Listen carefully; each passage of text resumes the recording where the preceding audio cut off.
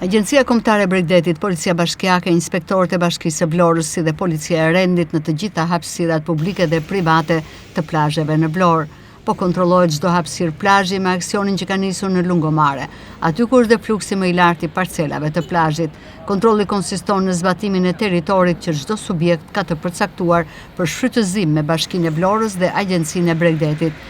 Siç mësohet, janë konstatuar disa subjekte të cilat kanë dalë jashtë hapësirës së përcaktuar që kanë në kontratë për shfrytëzim.